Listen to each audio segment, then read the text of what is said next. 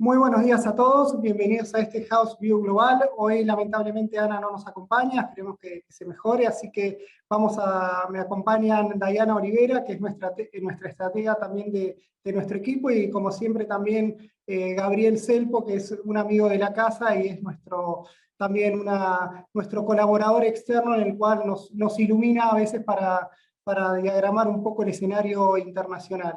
Lo que vamos a hacer hoy, el título de la presentación de hoy se llama Sin Fronteras, le pusimos tentativamente o ambiciosamente este título, básicamente porque hoy, además de contar un poquito la historia que venimos viendo en cuanto a la economía americana y cómo esto está impactando en los mercados, vamos a ampliar un poco el espectro de análisis, básicamente porque queremos mostrarles una propuesta de cartera global para, en base a este escenario macroeconómico que nosotros vemos, cuál sería una cartera recomendada para que ustedes puedan aplicar en base a nuestros supuestos. Así que, como hacemos siempre, cualquier pregunta que ustedes tengan, la pueden ir desarrollando, escribiéndonos por chat y después las iremos respondiendo. Así que primero saludo a Dayana. Hola Dayana, ¿cómo estás? Gracias por acompañarme en esta travesía de este House View.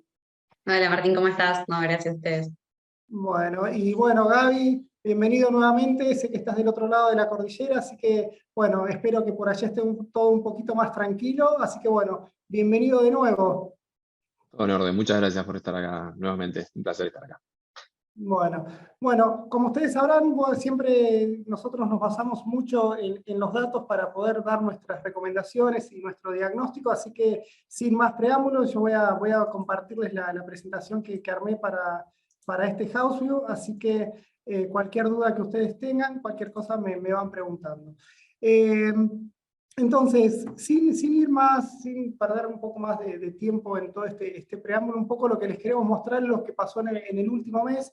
Recuerden que en el último mes, en el House View pasado, nosotros lo habíamos titulado aquel entonces como la tregua. ¿Por qué le decíamos la tregua? Porque veíamos que el mercado estaba sobreexagerando algunas buenas noticias que se habían dado en el margen, y habíamos tenido a partir de mediados de junio hasta que hicimos ese House View a mediados de agosto, un rebote bastante interesante en todos los mercados. Habían bajado las tasas, había el S&P y los principales índices americanos habían revertido esa tendencia de ese primer semestre tan catastrófico en materia de rendimientos, y bueno, desde entonces las noticias empezaron a llegar un poquito cada vez peor, y en definitiva tuvimos el epicentro de la mala noticia, que fue en el día de ayer, cuando tuvimos el dato de ayer, o antes de ayer, del martes, cuando tuvimos el dato de inflación de Estados Unidos. Me confundía un poco con el dato de inflación de Argentina, que también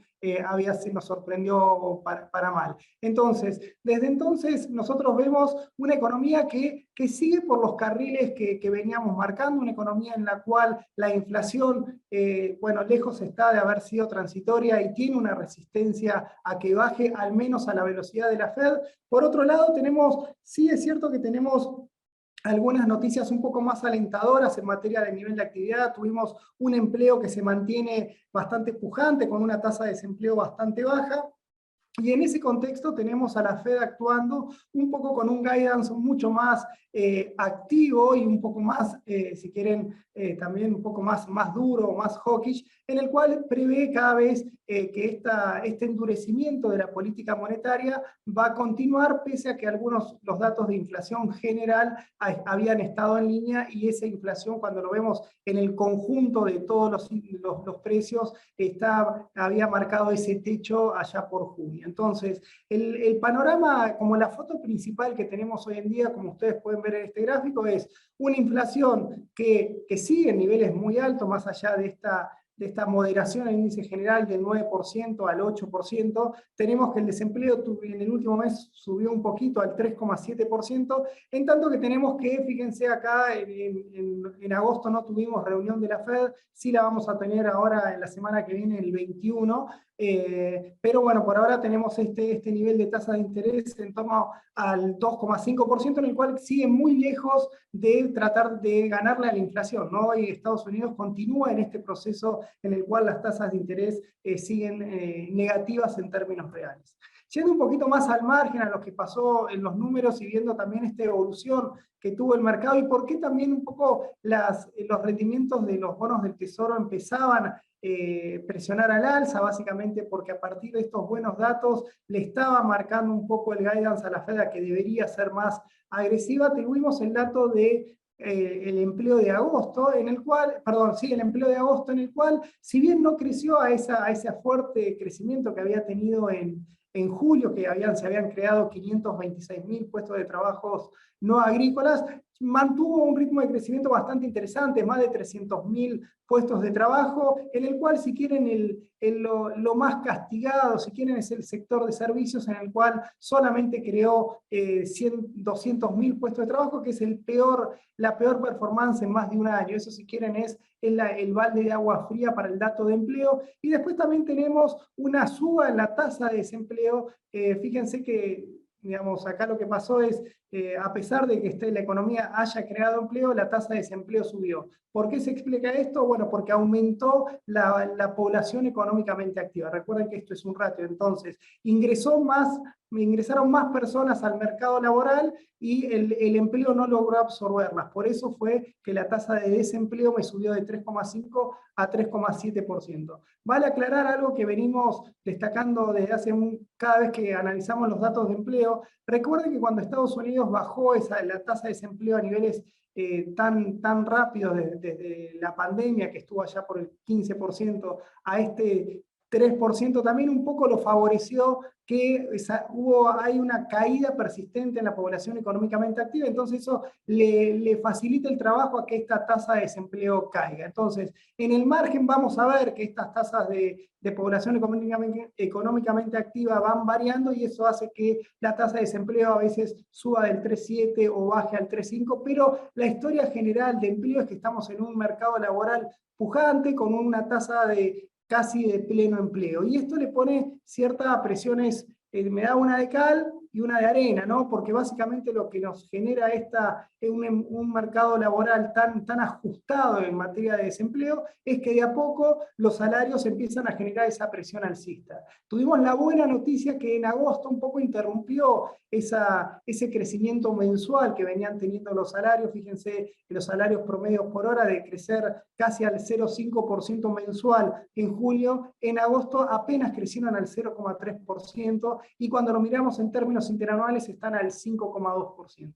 Esto, si bien es un alivio para el corto plazo, también es una presión para el largo plazo, básicamente porque las presiones salariales van a ir generando, van a ir creciendo. De hecho, tenemos ya que hay en algunos casos ajustes decretados, como en el caso de los docentes en Estados Unidos. Ya el gobierno, tengan en cuenta que están teniendo crecimiento de salario de nominales del 5,20 contra una inflación de 8 puntos. Hay una pérdida del poder adquisitivo de los salarios y seguramente más, ya sea en cualquier sistema, digamos, de ultraderecha o ultraizquierda, siempre los salarios no pueden estar mucho tiempo desalineados de la inflación, o al menos esto genera esa presión por ciertos ajustes. Entonces, esto lo que nos muestra a nosotros es que en el largo plazo o en el mediano plazo este dato de salarios va a ser mucho más sensible para verlo para el mercado, porque básicamente va a ser una barrera alta que le pone a la desaceleración de la inflación.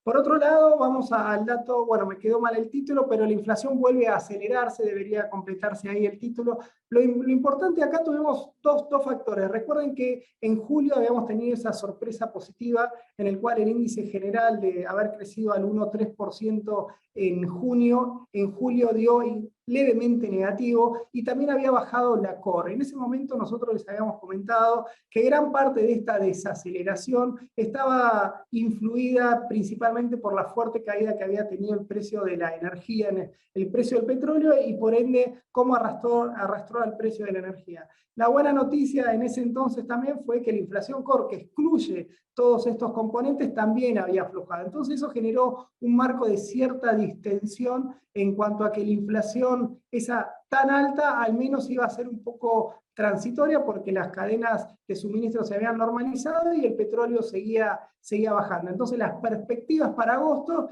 eran que la inflación general iba a caer y que la core también iba a acompañar. Bueno, evidentemente afortunadamente para el análisis económico, lo que fue transitorio fue la baja de julio, no la aceleración de agosto, ¿no? Porque nosotros tenemos que el petróleo, los precios de la energía continuaron cayendo durante agosto, por eso ustedes ven que la barra que mide el índice de precio general apenas creció 0,1, cuando los vemos en términos interanuales baja al 8,2, pero lo que mira el mercado un poco es, bueno, ¿qué está pasando con el resto de los precios que no dependen tan directamente del precio del petróleo? Y tuvieron una suba del 0,6%, lo cual es, en términos cualitativos, es bastante duro, ¿no? Porque a pesar de que los precios de los commodities caen, la inflación no solo no acompaña, sino que se acelera, incluso ese 0,6% es uno de los peores registros del año, ¿no? Entonces acá lo que tenemos que hacer siempre para no marearnos con una vez se acelera, otra vez cae mucho, es generar la tendencia. ¿Cuál es la tendencia que vemos? Y bueno, que los precios de la inflación core le están costando bajar mucho más de lo esperado. Fíjense, con este 0,57% llegamos a que la interanual se vuelve a acelerar al 6,3%. Entonces, acá lo que ustedes tienen que ver es que la caída de julio tiene más olorcito a accidente que tendencia, ¿no? Por eso la tendencia que nosotros estamos viendo es que la inflación core está corriendo a un nivel del 0,5%, para que ustedes tengan una idea. Para septiembre, el Naucas, que nosotros seguimos día a día, que es el que hace la reserva de Cleveland y nos gusta mucho, porque por lo general es un muy buen indicador, ya están estimando un 0,5% para este mes. Con este 0,5%, esta inflación del 6,3 se me va a ir al 6,5. Ahí ustedes en el gráfico de la derecha tienen un poquito más detallado cómo explicamos esa vuelta, esa nueva aceleración del IPC, y básicamente ahí tienen cómo algunos bienes y también el sector de servicios siguen con esa resistencia a la baja y le ponen un piso alto al IPC. Como ustedes ven, acá ven la serie histórica por si se quieren amargar un poquito más, pero fíjense, seguimos con este escenario con la inflación más alta de los últimos 40 años. Y acá quería ir a este punto, bueno, y acá empiezan las preguntas, ¿no? Acá empiezan las preguntas, ¿por qué? Porque la Fed espera que la inflación para este año, pues vamos a concentrarnos en la inflación core, sea del 4,3% hacia diciembre. Y para que siga ese 4,3%, ellos decían que iban a subir la tasa gradualmente hasta el 3,4% promedio. Recuerden que hoy estamos en 2,50, como esto fue hecho en julio, se preveían subas graduales de la tasa de interés en las 4 reuniones que quedan del año, perdón, 3 reuniones que quedan del año, queda el 21 de julio, queda otra en noviembre y otra a mediados de diciembre. Esas son las 3 reuniones que faltan. Entonces ahí la expectativa era que esos ajustes de 0,75 se vayan moderando y lleguen a ese 3,4%. Supuestamente la Fed cree que con esa dosis la inflación la iba a moderar. Bueno, volvemos al gráfico que les quería mostrar. Para que ese escenario se cumpla, estas barritas que ustedes ven acá de 0,5 y que septiembre probablemente también esté en estos niveles, y para que esto me baje al 4,3%, necesitaríamos ver que se planchen los precios, que no suban más los precios e incluso que tengan cierta caída en el margen, lo cual a nosotros nos hace pensar que ese escenario no se va a cumplir, y por eso creemos que en definitiva la Fed va a tener que ser un poquito más agresiva en su suba de tasa de interés, si es que no le quiere pifiar como lo hizo el año pasado con la inflación. Recuerden que el año pasado estuvo hasta último momento asegurando que la inflación iba a estar en torno a su objetivo, y obviamente, como ustedes lo hemos comentado, no lo logró. Entonces, el escenario que tenemos acá es una inflación que le está costando bajar, que no va a cumplir con su pronóstico de la Fed, con esa dosis de suba de tasas, y por otro lado tenemos una actividad que en el margen nos está mostrando que esta recesión del primer semestre se estaría interrumpiendo. Nosotros acá nos basamos en el Naucas de la Reserva de Atlanta, en el cual marca que en el tercer trimestre la economía estaría creciendo un 1,5%, es decir, quebraría esos 2 trimestres consecutivos de caída. Sin embargo, más allá de estos accidentes estadísticos, recuerden que estas tasas están anualizadas, así que cualquier corrección en cualquier componente del PBI me lo pueden dar vuelta o me lo pueden subir. La tendencia que vemos es una economía que hacia fin del año pasado crecía casi al 6,5%, este año está creciendo al 3% y probablemente termine el año con un crecimiento más cercano al 1,5-2%. Básicamente, si el año que viene, si en el cuarto trimestre repite este 1,5, vamos a terminar con este escenario de la Fed, que ahí sí parece bastante realista que lo cumpla. Fíjense, la Fed le está leyendo bien en materia de actividad, lo está leyendo bien en materia de desempleo, pero no le está pifia, por lo menos no le están dando las proyecciones para que ocurra esta baja de la inflación con esta suba de tasas. Entonces, ¿qué es lo que empezamos a ver? Bueno, que el mercado empieza a ver que la Fed va a ser más agresiva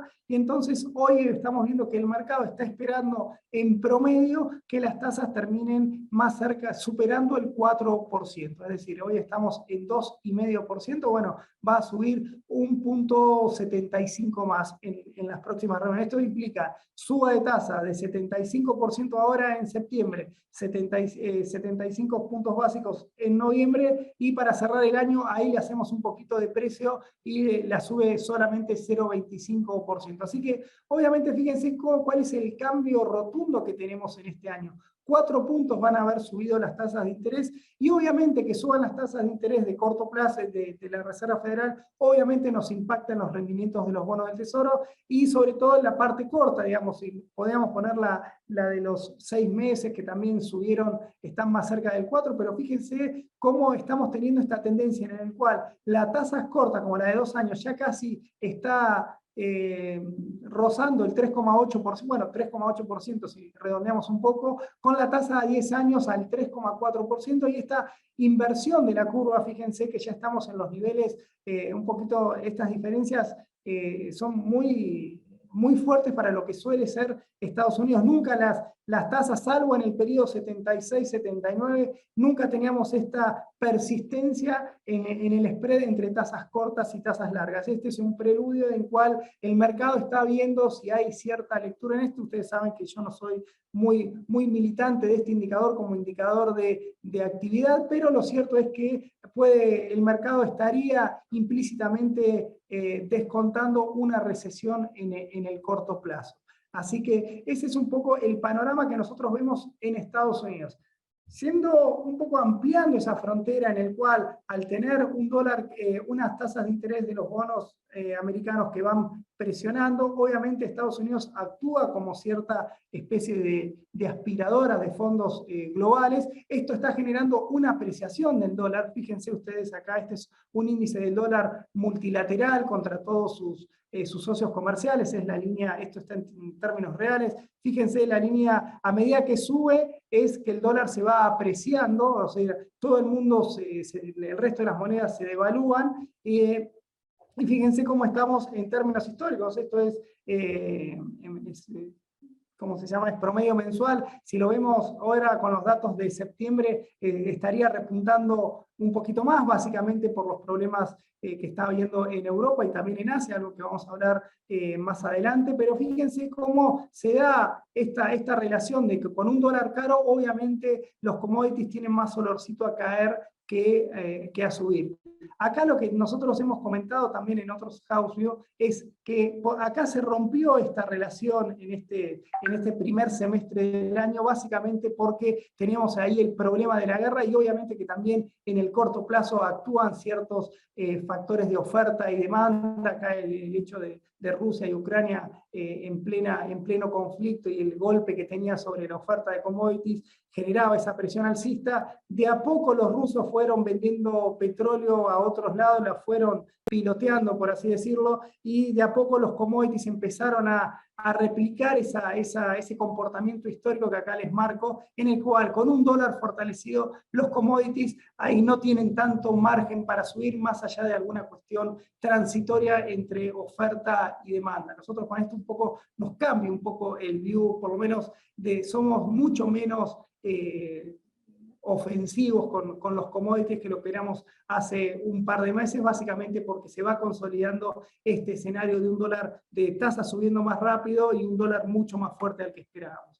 En ese contexto es lo que les comenté un poquito al principio, es fíjense cómo se rompió esta tregua, ¿no? Esta es la tregua que yo les había comentado hoy, que fue casualmente cuando habíamos tenido el house view del mes pasado. Fíjense, ahí teníamos, nos aliviábamos, ¿no? Que el S&P rebotaba, que los bonos rebotaban, pero desde entonces tuvimos 3 semanas consecutivas de caída, la semana pasada un poco que aflojó la marcha, y después a partir del martes, tras el dato de inflación y esta suba de tasas de interés, no solo del corto plazo, sino también la proyectada, generó este golpe a los mercados, que incluso el martes tuvo una caída la más, en términos diarios, la mayor caída desde el 2020. Obviamente esto nos obliga a nosotros a seguir de cerca nuestras carteras, porque básicamente acá lo que nos estamos viendo, fíjense la caída que está teniendo los mercados en términos generales, ¿no? Fíjense en el último mes, que le digo desde el fin de la tregua, como el Nasdaq, bueno, obviamente como fue durante todo el año, tuvo una caída del 11%, lo mismo en las empresas growth, que son todas esas empresas más sensibles a los movimientos que están teniendo las tasas de interés, y como el S&P y el Dow Jones, sectores más, si quieren, con un poco más de contenido value, tuvieron una caída mucho más moderada. La historia del año sigue siendo muy mala para las acciones, peor aún para los sectores tecnológicos y de alto crecimiento, con caídas superiores al 20%, ¿no? Si lo vemos un poquito más sectorial, vemos acá nuestra defensa por tener una estrategia defensiva, ¿no? Fíjense ustedes cómo el sector energético, bueno, tuvo una suba del 7% en el último mes, a pesar de la caída del petróleo. Esto marca también la fortaleza que están teniendo los balances de las empresas energéticas, pero también tenemos que ver toda la parte de utilities y consumo estable, cómo fueron las carteras lo que nos amortiguaron la caída del resto de los sectores, ¿no? Y finalmente, para ver una mirada más global, qué pasó en el resto del mundo, tenemos como fíjense cómo cayeron los bonos high yield, obviamente con la suba, esa sensibilidad, la suba de la tasa de interés, fueron los más golpeados, cayeron casi un 6%, los investment grade cayeron un 4%, y después cuando vemos también lo que pasa en el resto de la renta variable en el mundo, bueno, tenemos algunas, para seguir contando malas noticias, lo que pasa en Europa, lo que pasa con emergentes, lo que pasó en China, lo que pasó en Japón, y acá lo que ustedes ven es Brasil, pero ahora los chicos van a hablar un poquito más de emergentes, porque dentro de todo el mundo, todo lo que tiene que ver con Brasil y emergentes en América Latina, fueron los de mejor performance, incluso en lo que va del año, siguen siendo, fíjense, ganando un 11%, cuando todos los mercados cayeron. Entonces, para cerrar esta primera exposición o esta primera parte de la presentación es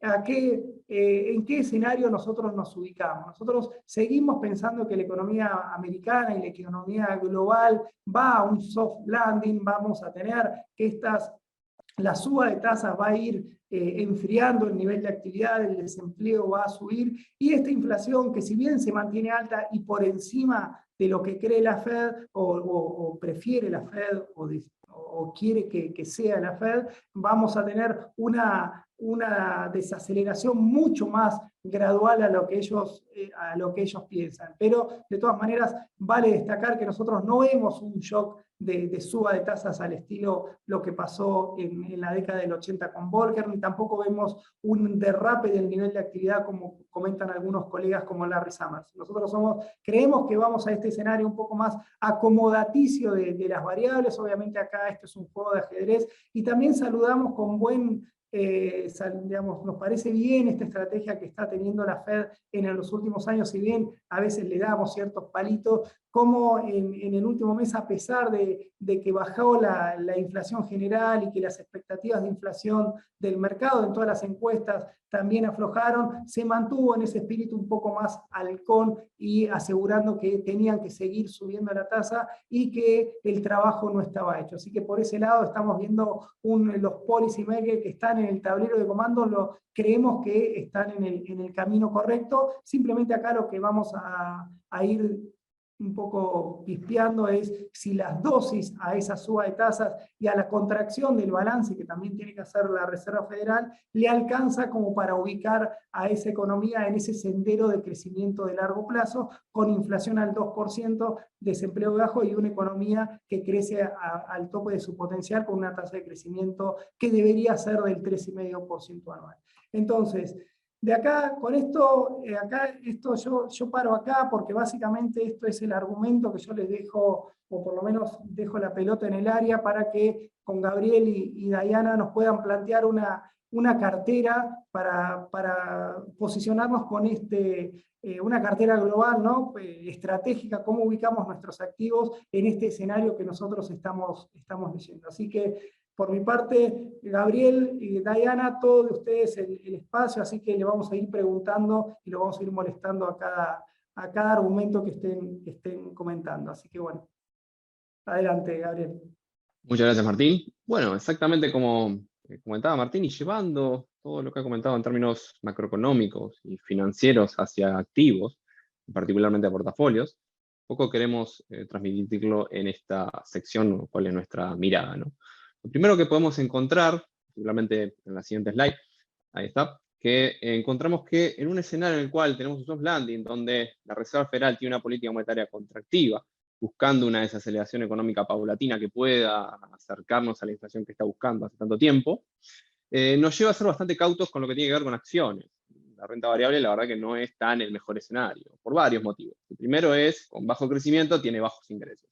Y el segundo, a grandes rasgos, es con altas tasas de interés por política monetaria contractiva, las valuaciones de flujo descontados se disminuyen de manera considerable. Esto nos lleva a ser bastante cautos en lo que tiene que ver la renta variable y sobreponderar lo que tiene que ver lo que es la cartera de bonos teniendo un 70-30, que es bastante conservador tomando en cuenta otro tipo de portafolios. En la siguiente slide ya podemos empezar a encontrar un poco lo que es más específicamente distintos mercados. En Estados Unidos es un poco lo que les acabo de comentar, siendo bastante cautos, pero ya el resto del mundo es bastante más complejo. Europa está en una situación bastante crítica, sabemos que tiene un conflicto bélico, el cual puede seguir escalando. Ese conflicto bélico derivó en una crisis energética como prácticamente nunca tuvo en la historia, que llevó a su vez a un nivel inflacionario altísimo, que llevó a que el Banco Central Europeo llevara una política monetaria contractiva, y donde esa política monetaria contractiva es mucho más compleja de implementar que es en el resto del mundo, porque la Unión Europea es una unión monetaria, no una unión fiscal, y ya empezamos a encontrar que algunos países empiezan a entrar en dudas, entre ellos, por ejemplo, la sostenibilidad de Italia, que tiene poco crecimiento, en niveles de deuda elevados, lo único que los ayudaba era una tasa de interés baja, y hoy en día se está cuestionando un poco cuál es realmente su sostenibilidad con una política monetaria contractiva del Banco Central Europeo. Por ende, en el mediano plazo no somos muy constructivos con este mercado, incluso en el corto no está bien, pero en el mediano tampoco somos muy positivos con este mercado. En el caso de China es incluso peor, porque en el corto plazo sabemos que están las cuarentenas, las cuales se han caracterizado por ser muy estrictas, extensas. Ya vimos lo que fue la cuarentena de Shanghái de casi 2 meses, y fue durísima. Y no solamente eso, han sido muy discrecionales. No se sabe realmente por qué es que se aplican esas cuarentenas y hasta cuánto se van a aplicar. Eso trae mucha incertidumbre en el corto plazo y que se le suma a un sector inmobiliario que se encuentra en varios problemas. Ya sabemos, los últimos, por ejemplo, 11 meses han mostrado caídas en los precios de las viviendas en China, lo cual ha sido bastante atípico para su historia relativamente reciente, y marca que posiblemente ese sector esté sobredimensionado, explica el 30 puntos del PBI en su economía frente a 17 o 20 del Reino Unido y Estados Unidos, y también las compras de segundas y terceras casas han acelerado de manera bastante considerable, explicando la mayor parte de las transacciones frente a anteriormente que eran las primeras casas. Entonces eso hace que el sector no tenga las mejores perspectivas y en el mejor de los casos no reste mucho al crecimiento, mientras intenta un poco de acomodarse a lo que es la situación. Para el mediano plazo las perspectivas tampoco son muy buenas. Tomen en cuenta que el problema que tiene China para el tema de las exportaciones, que podría haberlo ayudado en este caso, es que China creció mucho. Ya el mundo le quedó chiquito y ya no puede crecer tanto en exportaciones. Y a eso le sumamos las inversiones extranjeras directas, que anteriormente también era un buen motor y un caballito de batalla para China, y actualmente realmente está bastante complicadas, no solamente con toda esta política discrecional del COVID, hay más políticas discrecionales en la economía, los cuales no son para nada atractivos, y esto se le suma incluso el conflicto que está teniendo con Taiwán, que hace bastante semejanza a lo que fue Ucrania y Rusia, que hace que realmente haya mucha incertidumbre y no mucha confianza realmente para invertir en China como lo era anteriormente. Entonces esto hace que para mediano plazo tampoco sea bueno, y para el largo tenemos que el PIB per cápita ya es, por ejemplo, superior al de Brasil, entonces le hace bastante difícil de tener altas tasas de crecimiento. Por otro lado, el nivel de deuda es alto, ya es a niveles similares a lo que es el Estados Unidos y Europa, con 280 puntos del PBI y el sector privado no financiero en términos de deuda. Y por último, podemos agregar que el crecimiento de la población no está siendo bueno, porque tienen baja natalidad y baja inmigración, de hecho están teniendo más emigración hoy en día, y les lleva a que, por ejemplo, al 2050 se espera que tenga 100 millones menos de personas a las que tiene hoy en día. Lo que hace que las perspectivas en general de China no sean buenas ni en el corto, ni en el mediano, ni en el largo plazo, así que hay que ser muy cautos con este mercado. Por otro lado, en emergentes, poco para decir más que respecto a cuando Estados Unidos estornuda, el mundo se resfría y emergentes la pasan muy, muy mal, entonces hay que ser muy cautos, pero con Latinoamérica se puede ser un poco más constructivo en relación a niveles de precio de commodity que se han mantenido altos, como lo marcó Martín, en niveles elevados. Puede que bajen un poco, pero la verdad que en términos de oferta y demanda y el reposicionamiento global en lo que tiene que ver las ofertas, con Rusia quedando fuera del mapa, que era un gran exportador de commodities, la verdad que mantiene una perspectiva relativamente positiva, que en niveles por lo menos se mantenga alto, es posible que bajen, pero en niveles relativamente altos, con valuaciones. Lo otro que tiene Latinoamérica es que son bastante atractivas, los activos, los múltiplos son muy atractivos, y lo que es importante destacar que hay bastante heterogeneidad en América Latina, hay que ser muy precavidos con eso, particularmente desde el punto de vista político, donde somos un poco más constructivos con Brasil, y a largo plazo con Chile, que recientemente con el plebiscito marcó una posibilidad de abrirse a reformas, pero mucho más paulatinas y no refundacionales como es lo que anteriormente se planteaba. Así que eso es un poco el panorama de mercados. En la siguiente slide podemos ver también lo que tiene que ver con el caso de los bonos, donde nos mantenemos positivos en la parte larga y mediana de la curva, en línea con una expectativa que eventualmente sea exitosa la política monetaria de los distintos bancos centrales y logren bajar la inflación. Y por otro lado, que esa política monetaria disminuya el crecimiento y lleva a que, naturalmente, las tasas también se van presionadas a la baja, particularmente las largas, por ese bajo crecimiento. En la parte corta no somos naturalmente tan constructivos porque, como marcó Martín, todavía puede haber bastante más de aumento de tasa de política monetaria. La inflación puede seguir sorprendiendo como ha sido hasta ahora, y eso puede llevar a que sigan acentuando su sesgo contractivo como ha sido hasta ahora. Y por otro lado, lo que preferimos en este escenario son bonos de alta calidad. Tomen en cuenta que, por ejemplo, los investment grade ya están teniendo buenos rendimientos, del orden de 4,5 a 5%, lo cual hacen naturalmente muy atractivos en términos históricos. Y por otro lado, los de menos calidad pueden verse afectados por distintos shocks, como es en un escenario de mucha volatilidad, mucha incertidumbre, entonces preferimos ser mucho más cautos en esto. Así que esto ha sido por mi parte. Ahora Diana les va a explicar un poco más en detalle la cartera de distintos activos y también marcándole aspectos técnicos que son interesantes. Gracias. Bueno, muchas gracias, Gabriel. Sí, para comentarles un poco todo el tema de la perspectiva de renta variable que tenemos nosotros. Como decía Gabriel, nosotros no estamos efectivamente recomendando una fuerte posición en renta variable, pero sí mantenemos una estrategia defensiva, como venía diciendo Martín en los últimos house. La realidad es que venimos recomendando sobreponderarnos todo lo que es en sectores como de salud, de utilidades y de consumo defensivo. Son tres sectores que logran evitar las grandes fluctuaciones que tiene la economía, especialmente en la expectativa que proyectamos para los próximos meses para la economía norteamericana. Cabe destacar que el sector de utilidades, junto con el sector energético, son los únicos dos que componen el S&P que vienen teniendo retornos positivos en lo que va del año. El sector de utilidades viene rendiendo un 7%, en torno a un 7% de lo que va en el 2022, entonces se vuelve una interesante alternativa, además de que es un sector que tiene economías de escala, con lo cual logra trasladar la suba de costos producto de la presión inflacionaria a los precios finales, entonces se vuelve una interesante opción de cara a posicionarse en una estrategia defensiva. Después hay otros sectores que nos mantenemos neutrales, entre los que se encuentran el sector energético, el sector tecnológico y el de comunicaciones. Como bien comentaban Martín y Gabriel, el sector energético vino teniendo una caída en los últimos meses y también cabe destacar que un escenario de desaceleración económica afectaría negativamente al precio del petróleo. Pero por otro lado, el conflicto europeo continúa poniendo en la mira, ya que en caso de escalar una nueva interrupción en la exportación de petróleo o de gas natural, podría volver a impactar positivamente en el precio del crudo. Por otro lado, también las compañías energéticas acumularon mucho capital en los últimos meses, principalmente por la suba del precio del petróleo que tuvo en el primer trimestre del año, con lo cual recomendamos mantener una posición neutral sobre este sector.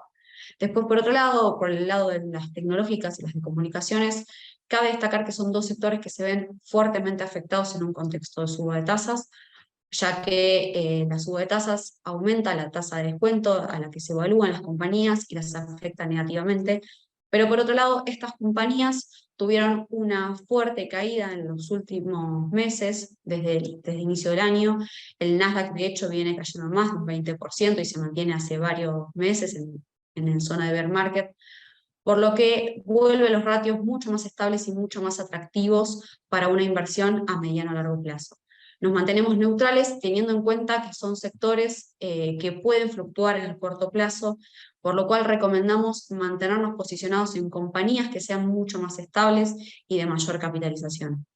Y después, por otro lado, en los sectores donde nos subponderamos, se encuentran el sector de consumo discrecional, que creemos que de cara a los próximos meses se va a ver fuertemente afectado, no solo por la inflación que viene impactando en la economía norteamericana, sino porque la desaceleración económica, al ser un sector cíclico, va a afectar fuertemente el consumo y las ventas de estas compañías.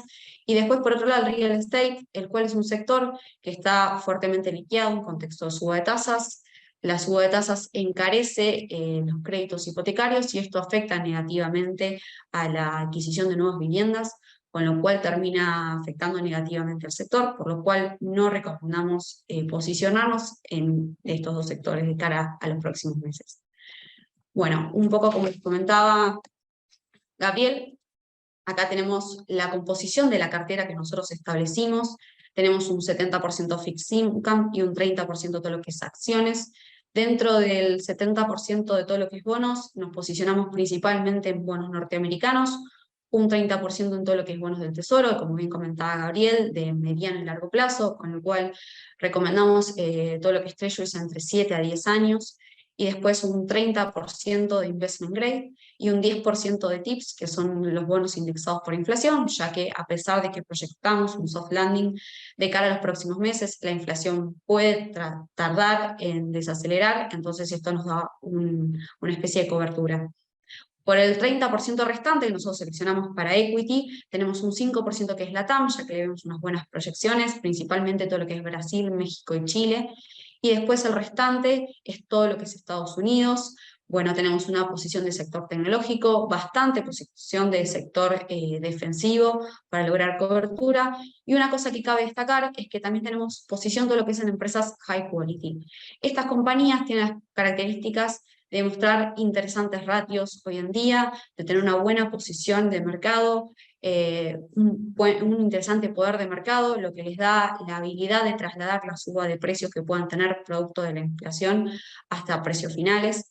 Y después recomendamos todas aquellas compañías que tengan un importante retorno sobre su equity y bajo endeudamiento, lo cual las vuelve menos, se ven menos afectadas ante un contexto de suba de tasas, ¿sí? Con lo cual, para todos aquellos, principalmente todo sector tecnológico y sector de comunicaciones, recomendamos empresas de gran capitalización y de mayor calidad, que se ven menos afectadas ante los ciclos económicos y marcan una menor volatilidad que todas aquellas compañías que puedan estar en un proceso mayor de crecimiento, ¿sí?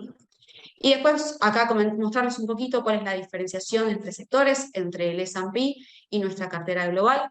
Como se puede ver, nosotros tenemos una mayor ponderación en todo lo que es consumo defensivo y utilidades. Esto va en línea con la estrategia defensiva que veníamos comentando, y tenemos una subponderación en todo lo que es consumo cíclico, ¿sí? Porque vemos que este es un sector, como les comenté antes, que se va a ver fuerte afectado de cara a los próximos meses. ¿Sí? En todos los sectores restantes tenemos un lineamiento similar al S&P, y acá pueden ver el rendimiento que tuvo la cartera en lo que va del año en comparación al SPY, ¿sí? Se puede ver que tuvo no solo una mejor performance que el SPY, sino que también marcó una mucha menor volatilidad que el índice principal norteamericano, lo cual lo vuelve un una cartera interesante de cara a los próximos meses, donde se espera que se sigan manteniendo estos escenarios de volatilidad. De hecho, pasó una fuerte caída del mercado después del dato inflacionario. Y después, por otro lado, destacar que los mayores impulsores de la cartera en lo que va del año fueron LATAM y el sector de utilidades, ¿sí? Mientras que por el contrario, uno de los mayores detractores fueron los bonos de investment grade, pero los mantenemos en la cartera porque creemos que, como bien comentaba Gabriel, en un escenario, el próximo escenario, consideramos que no, que va a lograr mantener el crecimiento de la cartera y una menor volatilidad, lo cual va a darle menos fluctuaciones a la cartera. Bueno, ahí terminamos de compartir pantalla. A ver. Bueno, muy bueno, chicos. No sé si si estamos en línea. Sí, perfecto. Bueno, muy bueno. Bueno, esto es un poco lo que les queríamos compartir en parte, cómo ir posicionándonos en base a los escenarios que vamos marcando. Un poco podemos ir respondiendo algunas preguntas que nos fueron llegando, así que abro un poco también la invitación a que todos los que nos quieran consultar.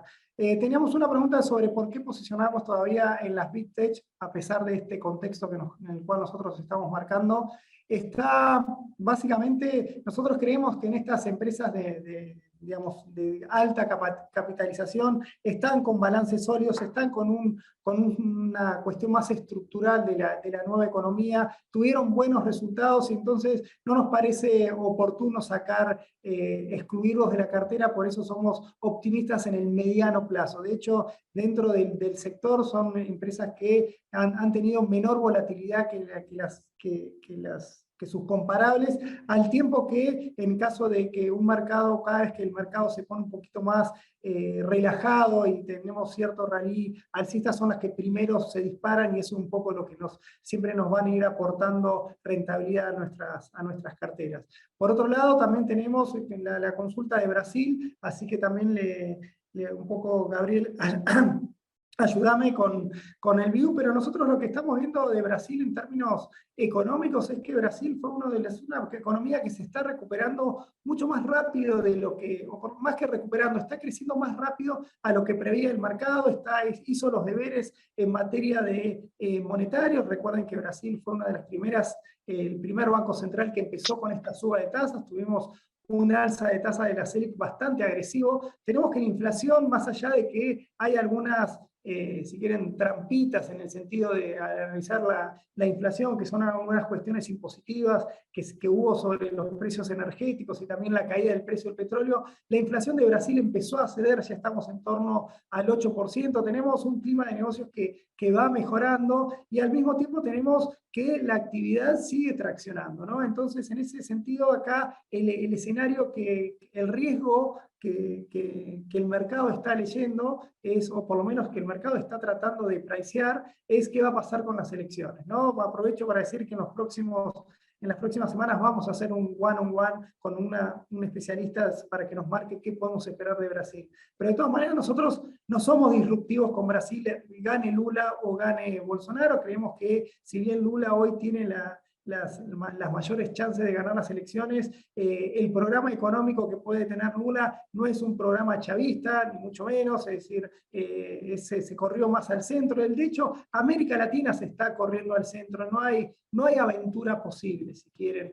O por lo menos eso es lo que creemos. Lo que pasó en Chile fue una señal. Es cierto que las elecciones en Colombia un poco que distorsionaron esta visión centrista, pero bueno, vamos a ver si después Petro un poco se corre más al centro. Pero nuestra visión con Brasil es constructiva, obviamente está, digamos, es un país latinoamericano y en plenas elecciones obviamente obliga a tener cierta cautela y va a tener volatilidad en el corto plazo, seguro, pero nosotros la seguimos viendo como una buena oportunidad de inversión. No sé, Gaby, si querés ampliar un poquito más esta visión. Sí, estaba completamente de acuerdo con todo y está perfecto. Poco para agregar, solo que está bien posicionado a futuro, Brasil, creo, en términos de su canasta exportadora para el mundo. O sea, el mundo va a seguir necesitando commodities y Brasil los puede dar, no hay muchos que realmente puedan darlo. Occidente va a estar mirándolo con mucho más atención, va a estar mirando con mucho más atención a Latinoamérica, con las dificultades que está teniendo de proveerse de Asia o Rusia, ya saben. algo que esté mucho más cercano a su cultura me parece que va a poder darles más estabilidad. No solamente es un tema de commodities, miren México, la cantidad de empresas chinas que se están instalando en México ahora para producir bienes industriales.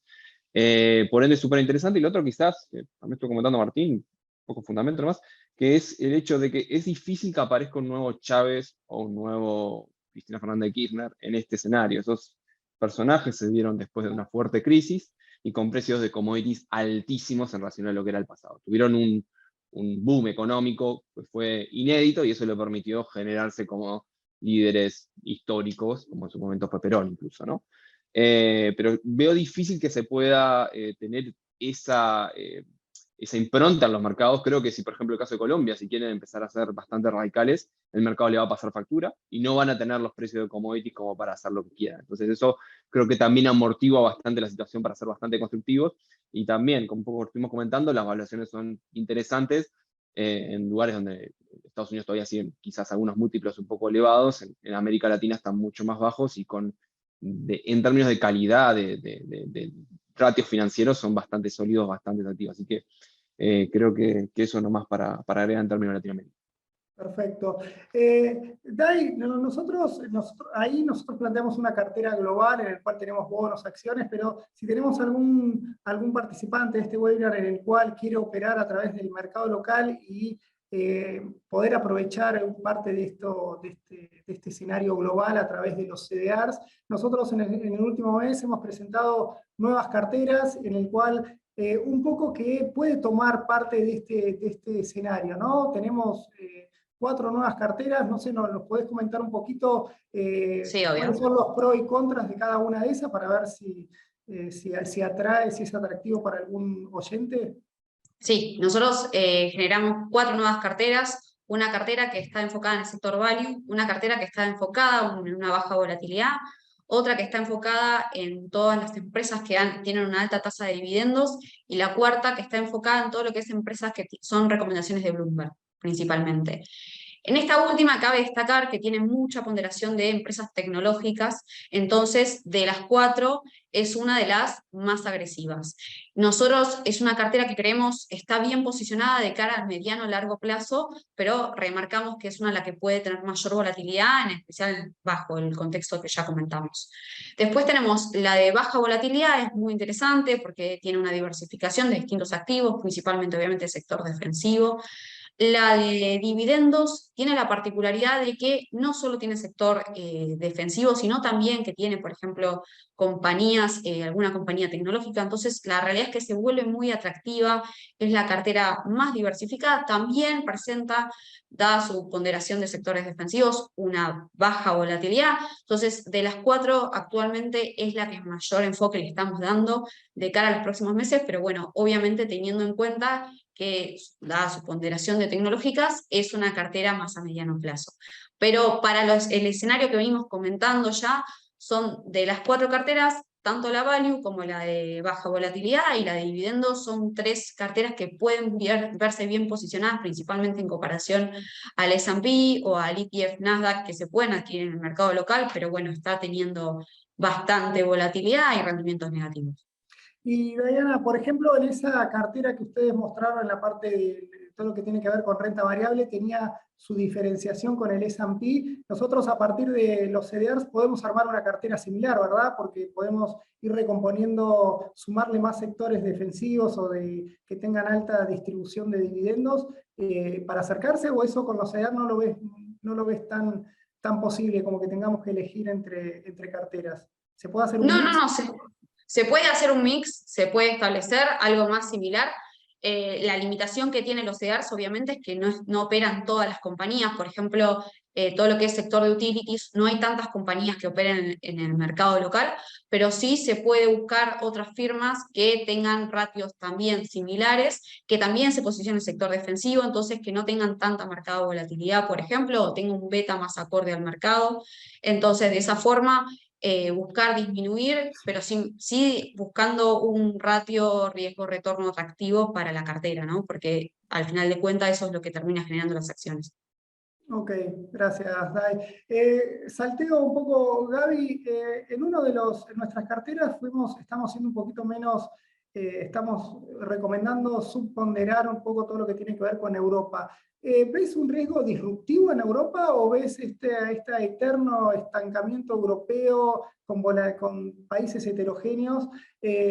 ¿O ves una situación en la cual la guerra, no sé, en los últimos meses, cómo ves todo ese escenario actual de Europa? Si hay esperanza de que la guerra termine antes de lo esperado, ¿lo ves a Putin cediendo y que eso descomprima un poco? Porque, como ustedes mostraron, es algo que nos tiró muy abajo de las carteras y también cualquier buena noticia no tendría un efecto rebote para aprovechar, ¿o no crees que sea el momento? Creo que todavía tiene bastantes desafíos por delante para despejar, para estar mucho más alcista con lo que tiene que ver con Europa. El problema, por ejemplo, de la crisis energética no es un problema que se resuelva en un año, lo van a tener que resolver en una década o a lo mejor en los casos 5 años van a estar para resolverlo, lo cual va a estar con ellos y va a generarles problemas. A esto se le agrega que se combinan lo que tiene que ver con el estancamiento europeo económico de las últimas casi 2 décadas, que ha crecido muy poco, con tasas de interés más altas. Eso es algo que no estaba en combinación. Una cosa es crecer poco con tasas muy bajas, otra cosa es crecer poco con tasas muy altas. Lo tenemos bastante claro, creo. Entonces creo que los riesgos todavía pueden ser bastante elevados. Y esto quizás otras cosas que se lo pueden llegar a sumar. O sea, una situación en la cual no creces, tenés tasas elevadas, tenés alta inflación, el descontento social puede llegar. Y ahí, en términos políticos, la situación es algo que se nos escapa a nosotros, pero yo no lo bajaría en la posibilidad de que se siga incrementando y complejizando esta situación. Y por último, la guerra, la verdad que no tengo mucha idea, no sé si alguien la tiene, pero yo no apostaría que terminaría rápido. No creo, o sea, Putin tiene mucho financiamiento por combustibles, si bien no está vendiendo mucho a Europa, está vendiendo mucho a India y a China. Entonces eso le permite tener financiamiento fresco para extender la guerra todo lo que él quiera. O sea, le puede ir mal, pero puede extenderla décadas si quiera. Entonces yo no sería muy optimista con el término de la finalización de la guerra. Así que yo diría que en general Europa tiene varios desafíos por delante, que puede tener algunos rebotes, pero en general va a ser muy difícil que esos activos le vayan bien. Ok, y entonces te llevo para el otro lado. ¿Ves porque bajo crecimiento, inflación más alta, le tenemos que sumar países muy endeudados? ¿Ves algún escenario de credit crunch con Europa y que eso también pueda generarnos un sacudón a nivel global? Sí, sin duda. La verdad que ha avanzado muy poco Europa. Quizás incluso los que menos esperábamos, por ejemplo, no sé, Portugal o Grecia, en algo avanzaron en términos fiscales porque estuvieron mucho más apretados en lo que tiene que ver el FMI y el Banco Central Europeo los apretó mucho más para que eventualmente hicieran reformas y esos avanzaron mucho más. Pero hay países que no estuvieron tan complicados que ahora sí empiezan a estar más complicados, como es el caso de Italia. España también está bastante complicado. No avanzaron tanto las reformas como deberían haber avanzado incluso se observaron algunos retrocesos. Entonces, deja que algunos países grandes están muy endeudados, o sea, España e Italia con deudas por encima como el 100 puntos del PBI, pero sin crecer, es una situación muy compleja y la verdad que perfectamente puede empezar a escalar esa prima de riesgo y esa prima de riesgo se traslada a las empresas. Entonces, es muy difícil realmente que las empresas europeas consigan financiamiento muy barato. Entonces, va a ser una situación bastante compleja que no va a ser fácil de solucionar. Creo que todavía tiene bastante por delante para encarar Europa, tiene mucho trabajo, si lo hace bien, naturalmente le va a ir bien, pero no va a ser en el corto plazo, va a ser, en el mejor de los casos, en 5 o 10 años. Ok, y ahora le pregunto a los dos, porque gran parte de la cartera que estamos proponiendo tiene un 70% digamos, de renta fija, y dentro de eso una gran participación ahí de bonos investment grade, ¿no? ¿Ustedes cómo ven a nivel regional? Porque recién hablaste de las empresas europeas, y también somos optimistas o por lo menos constructivos con América Latina. En la región vemos valor en los bonos, en la renta fija corporativa de América Latina. ¿Empiezo yo? Creo que sí, creo que hay buenas oportunidades. Tienen mejores, naturalmente, rendimientos que varias empresas americanas con ratios muy buenos, con buenas perspectivas de los países, que también suele afectarle bastante el spread final de las compañías, ¿no? Es parte del spread de las compañías. Entonces creo que van a mejorar bastante y tienen buenas perspectivas también de inversiones. Como les decía anteriormente, me gustan varios bonos corporativos mexicanos, pueden ser también bastante interesantes. Entonces yo te diría que sí, es mucho más atractivo lo que tiene que ver la región con lo que es Europa, bueno, China ni hablemos, otros emergentes. Sin duda, la verdad que estamos en una situación que increíblemente se puede aprovechar y esperemos que lo hagamos. Y particularmente para inversores, creo que en términos de renta fija también hay oportunidades. Si quieren encontrar ese diferencial, me parece que buscarlo en Latinoamérica puede ser una buena idea. Gabriel, en una de las últimas notas que publicaste en nuestro blog de perspectivas, que aprovecho a invitarlos a que lo visiten, hablabas un poco de esta volatilidad, de estas tensiones que están habiendo en China a la hora de producir y en todo Asia y en Europa, está beneficiando a empresas tanto americanas como de la región. Ese es otro factor estratégico para posicionarse en todo el continente, mirando el mediano plazo, como los grandes favorecidos de este cambio que está generando este proceso de desglobalización, si lo podemos titular como de esta manera. Sí, sí, sin duda. Tomen en cuenta el costo elevado que está existiendo para producir energía en Europa. En Estados Unidos está creciendo bastante ahora con las fuertes exportaciones que está haciendo del LNG hacia Europa también. Y China tiene un problema enorme con lo que tiene que ver la producción de carbono y las dificultades que está teniendo para bajar las emisiones de carbono. Y las sequías considerables que le bajó la generación de energía hidroeléctrica en China de manera muy considerable. Entonces, incluso en el corto plazo hay grandes oportunidades para empresas de la región, particularmente, o sea, algunas americanas, pero particularmente de la región, que tienen mucho más atractivo, o sea, naturalmente las de Estados Unidos cotizan mucho más caro, pero hay varias empresas en la región que las hemos publicado en Cohen, varios de nuestros analistas, y realmente son bastante interesantes, que necesitan energía barata para producir. Metales, o sea, particularmente aluminio, ¿no? Que necesitan mucha energía, mucha disponibilidad, que realmente es algo que hay en América Latina y que en el resto del mundo está siendo un gran problema. Así que yo esperaría que eventualmente en el corto plazo empiecen a tener incluso una mayor relevancia y empiecen a mostrar este escenario global con mayor claridad. También, por ejemplo, encontramos ahora en Europa, están incluso limitando la producción de aluminio, por ejemplo, para intentar de ahorrar energía en la crisis energética. Y de vuelta, no me parece que sea algo que se termine en el corto plazo, así que yo diría que esto se va a extender y nos va a beneficiar a la región de manera bastante considerable. Otra oportunidad para la región, otro accidente en la historia que nos pone como una alternativa a la hora de invertir. Vamos a ver si el contexto político nos ayuda y permite que definitivamente América Latina pueda despegar después de una década de bastante estancamiento, a pesar de términos de intercambio bastante favorables. Ya estamos casi sobre la hora. Diana, Gabriel, ¿algún comentario que le haya quedado en el tintero? ¿Estamos bien? ¿Alguna recomendación, alguna perlita que tengas para compartir? Lo dejé todo en la cancha. Está bien, perfecto. Decimos transpirar a los chicos. Bueno, muchísimas gracias, Dayana, muchísimas gracias, Gabriel, muchísimas gracias a todos los que se sumaron. Así que esto fue todo por el House View de septiembre. Los esperamos seguramente antes de octubre con una presentación sobre Brasil y mirando las elecciones. Así que, y la semana que viene con el House View local. Y para el que no, nos vemos en octubre, quizás con un mercado un poquito más optimista que hoy. Muchas gracias y hasta la próxima.